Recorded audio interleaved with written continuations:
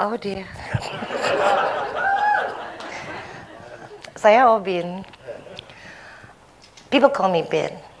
My name's Josephine Komara. I was given that name. I was born Ang Siok Bin. Then I attended a Catholic school in Hong Kong, all nuns, with a chapel, and they called me Josephine Ang Siok Bin. They gave me a Catholic name. I was never baptized. Every time they wanted to baptize me, I would run up a tree or something. I had this imagination that if the water dripped, I'd just smoke out. I don't know.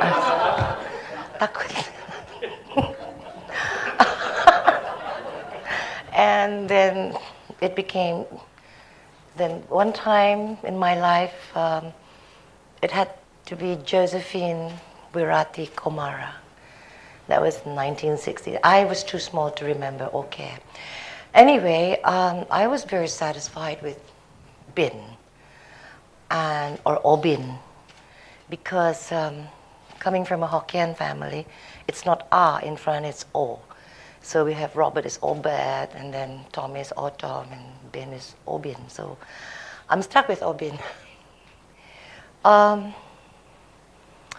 have become a cloth maker. I'm 57 today, and I started.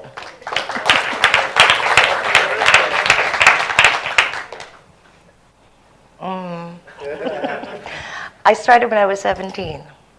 Anyway, to make a short story long,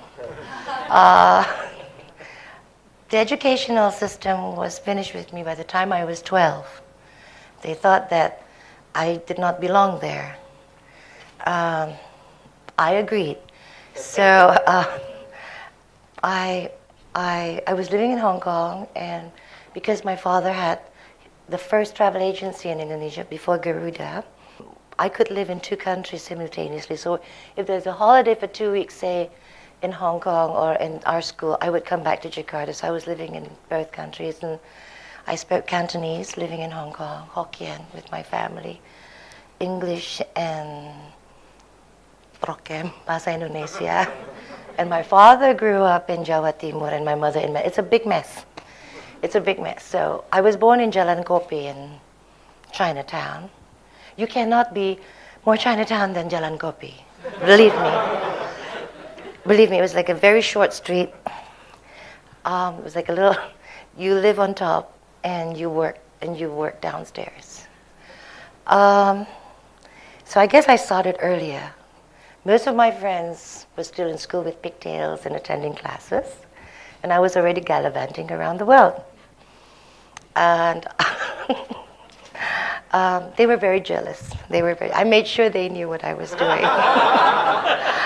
So I would go into Baduy, Sumba, Jambi, Solo, Jogja, Surabaya, and it was wonderful. I'd take the train sometimes, walk around, exploring, feeling out my own country, and it was wonderful. I'm glad I did that. It was quite a privilege. I don't think it can be done now. But then I started collecting antiques, all kinds of things that really captured my interest. And for me, it's like but it was from all the antiques, it was the cloth, the kain, which really did something to me. The ulos from Batak, the pua from Kalimantan, the tapis from Lampung, the batiks, or the stitch dyes, the tritik from the kratons of Solo, Mangkunegaran. Then at one time I lived in Solo, and I had the privilege to know Sri Sunan, the Sultan, and he took me around town in a beca, and his favorite thing was to take STMJ, susur telur madu jamu, every night. He just passed away. He was quite a womanizer too. He was quite a royal character too. Anyway, that went on. And so it was around 1979, I started to make the cloth, weaving, tanun, weaving, not batik. really hand-spun silk, raw silk, and I started making it. We start studying. I fell in love with the cloth. I was totally mesmerized. I think I got the cloth in me, and my mother used to say, "You're a woman of the cloth."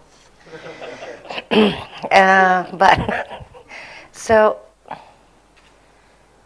I love to get the antique pieces with the holes in them, because from the holes you could see the frays, the fringes, and from there you can sort of like see the technique within the cloth, between the warp and the weft, and you could see the footwork there. It was like reverse engineering. I would never take apart an antique piece of cloth unless I really want to know what's inside. I understood ikat, I understood all the techniques, and I realized, reading the books and studying, that the majority part of the entire cloth making glossary in the world exists in Indonesia, throughout the entire region. And that really blew my mind. So it was in 1979 that I started to do the handspan cloth ikat. We did not dare to do warp ikat. That's very difficult for those of you who don't know, but we didn't. We did the weft ikat.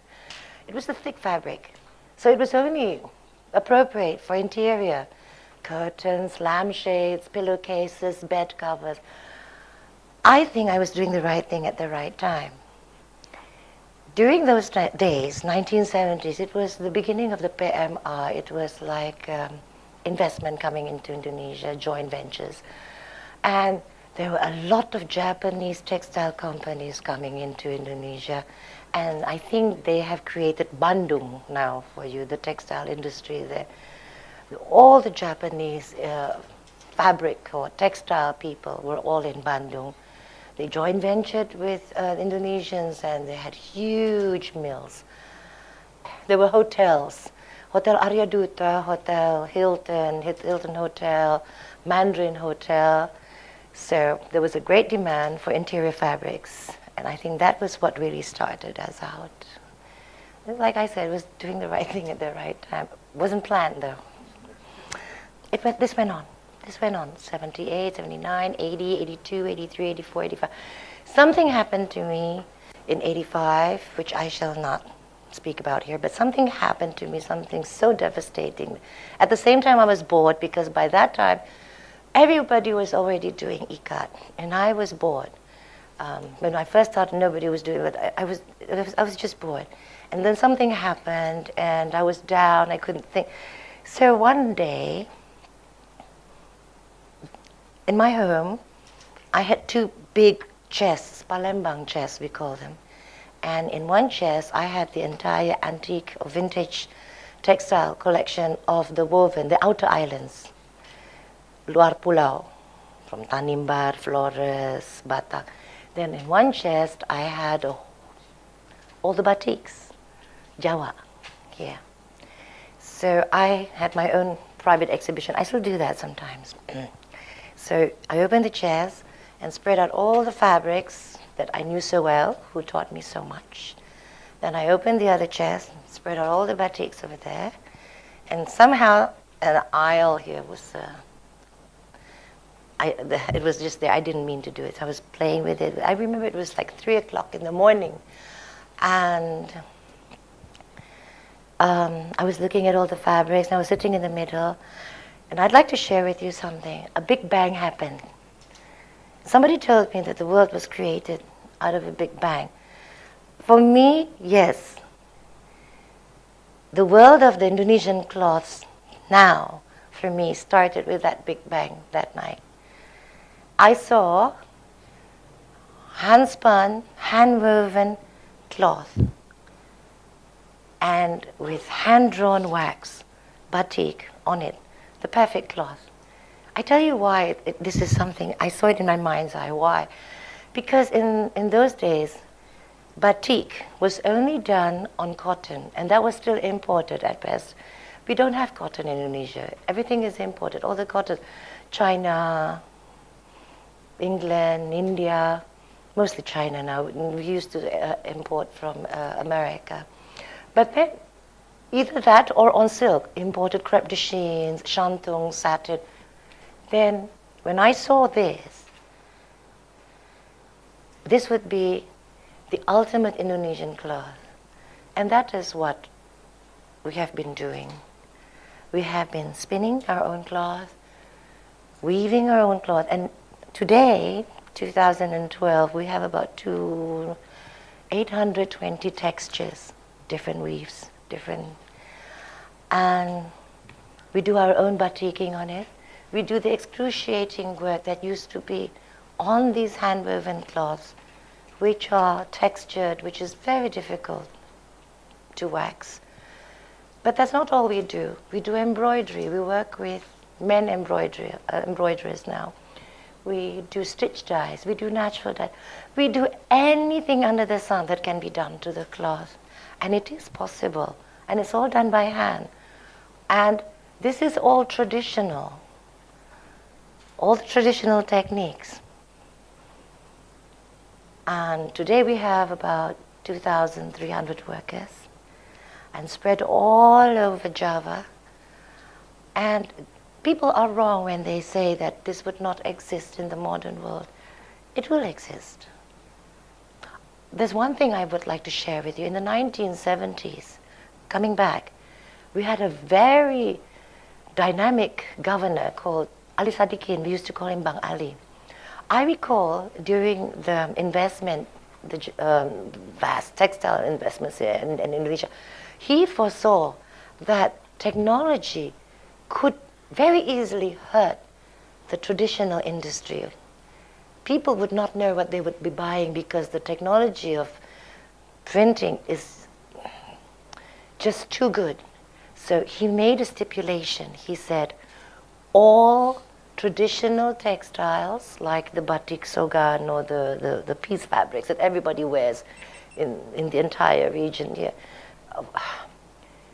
all those printed by mass production printing companies are required to have on the side of the cloth here, ini textile printing motif batik. This is a piece of textile, printed textile with a batik motif. It is the batik motif. And I think he saw that. He was conscious of it. He was aware. So if you go and you buy something, this is beautiful, and you say, ini printing, and this is not. Well, if he saw what printing can do now, both sides,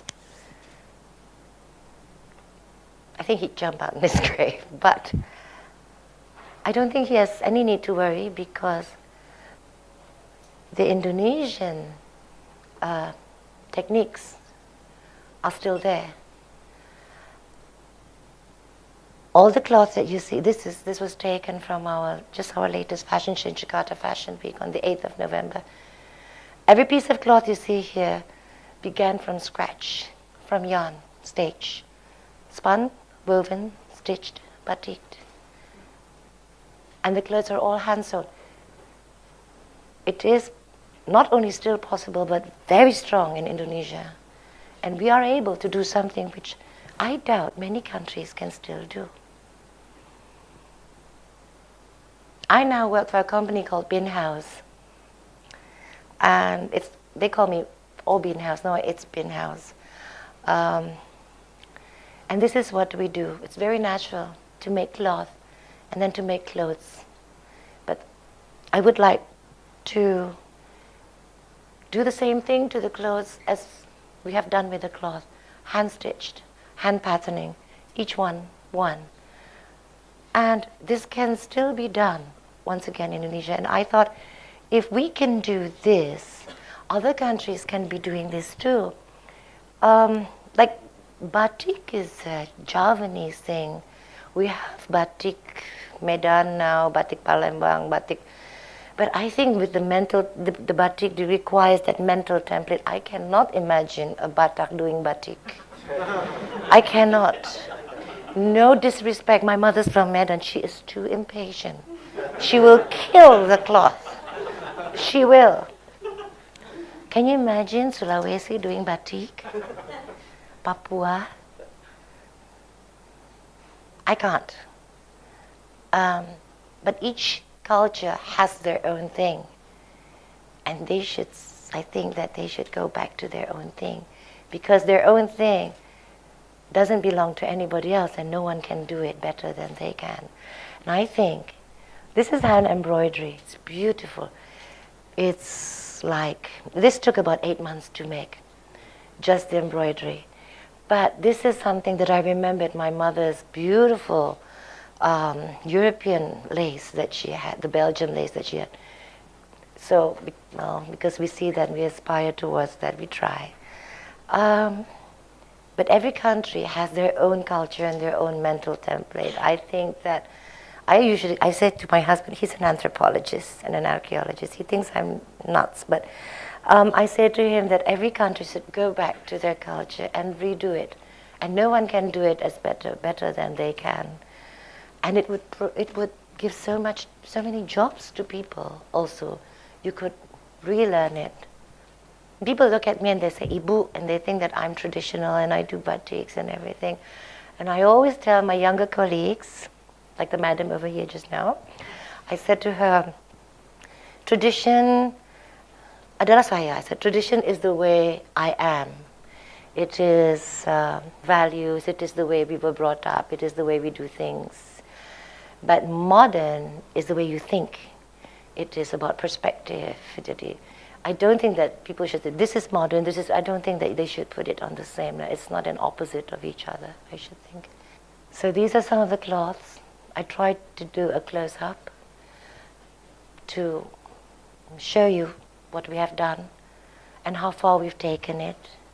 We are able to hand weave cloths now, which are so fine, so transparent, so thin. And I think that Indonesia is the only one who can do that. We still have a long way to go. And this is only one part of it. I've come a long way, and I think I'll be going further. But I want to say terima kasih. Thank you.